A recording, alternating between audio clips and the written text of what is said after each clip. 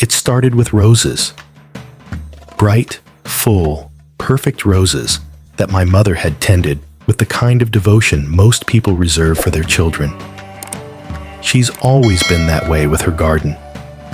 Every pot, every statue, every bulb planted deep in the earth. They weren't just decoration.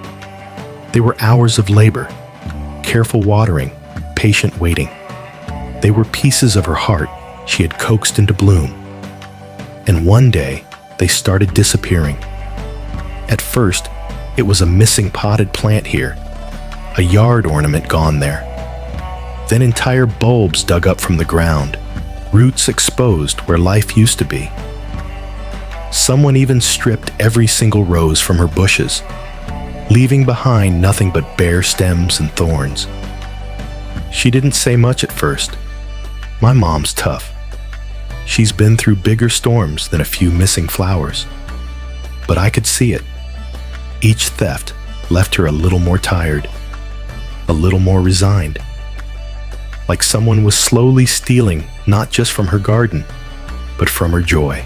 I couldn't stand watching it happen. So I decided to fight back in my own way. My car was parked in the driveway right next to her garden, and my dash cam caught everything. Every face, every hand reaching where it shouldn't. They were crystal clear, close enough to see the smirk of someone who thought no one would notice. And I printed them out. But I didn't just slap photos on a board. No. If they were going to be exposed, it was going to be in a way they'd remember. I made a poster that said, "Oh, hey there. Don't be a daffodil and steal, or else you might end up doing hard time. We hope this'll be a lesson to you." Around the border, I placed each thief's photo, paired with a ridiculous plant pun nickname, Mr. Potato Head. Dilettante, pothead, prick, sooker, I peony in my pants, frondless, dirtbag, root boy. It was goofy, sure, silly even, the kind of humor you'd see on a garden apron. My mom laughed harder than I'd seen in weeks. She said it was the best thing I'd ever done for her. She wanted me to hang it right where everyone could see it. And I did. I thought it would be harmless, maybe even make the thieves think twice. But it didn't take long for the knock on the door to come. The first was a neighbor, his jaw tight, his eyes already angry. He pointed to the photo of his son. "You need to take it down," he said. "He's a minor. He did something dumb, yes, but he was just trying to bring his sick girlfriend flowers. This is disproportionate. It's rude to publicly shame him." I told him it wasn't a big deal, that if his son didn't want to be up there, maybe he shouldn't have taken the flowers in the first place. That's when he told me I was being petty. And maybe I was, because I couldn't stop myself. I called his kid a little birch. That ended the conversation. He left, furious. The second confrontation came not long after. This time, it was a man holding a plant cutting, ragged at the end, where it had been hacked off. He told us his wife had taken it to propagate, thinking it was no big deal. But she had cut off almost a quarter of the plant, damaging it. He wanted to return it, and also wanted her picture taken down. Apparently, she was on the town's board of directors.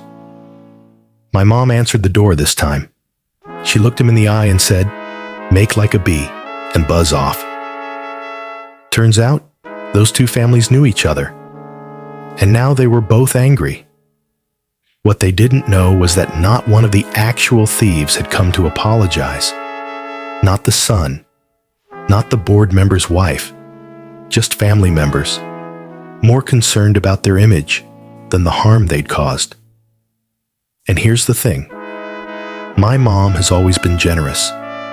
If someone had knocked on her door, told her they wanted a cutting, or even a couple of flowers, she probably would have said yes, She probably would have walked them through the garden herself, snipped something fresh, maybe given them tips on how to help it thrive. But they didn't ask. They took. And that's different.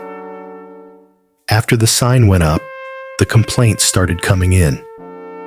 But so did something else. Silence. The theft stopped. The garden began to recover. My mom could step outside without scanning for what was missing this time. Still, I can't lie. The tension in the neighborhood is different now.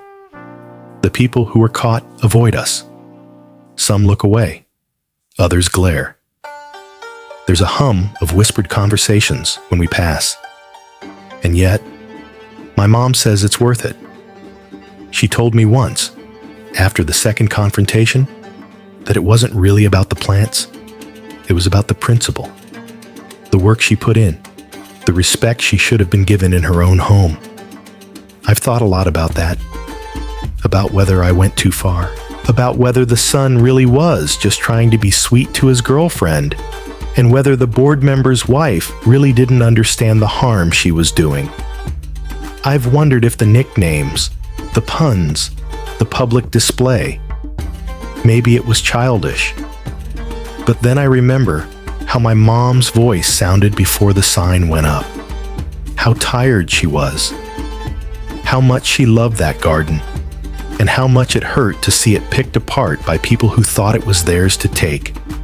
The board is still up, the pictures are still there, and so far, no one else has dared to try. So, am I the asshole? Maybe. Or maybe this was just the only way to make them stop. And now, my reflection. This story, on the surface, is about plants, about pots and roses and yard ornaments. But underneath, it's about boundaries, about the invisible lines that tell us what's ours and what isn't, about the difference between a gift and a theft. When someone takes without asking, they're not just removing an object from your space, they're chipping away at trust. They're telling you, in so many words, that your work, your care, your joy, none of it matters to them as much as their own convenience. The sign in this story was funny, yes, but it was also an act of reclaiming power, a way of saying, I see you. I will not pretend this didn't happen. And maybe, just maybe, it was a chance for those people to feel the weight of their choices in a way that would make them think twice next time. I can't help but wonder, if they had come to the door, asked with respect, maybe even offered something in return, how different would this have been? Would there have been no bitterness, no tension, no public shaming? So I'll leave you with this question. When someone crosses your boundaries, not with violence, but with small, quiet thefts of what you've worked for, how far should you go to protect what's yours? And if you were in this garden, standing beside that sign, would you take it down or leave it up? Or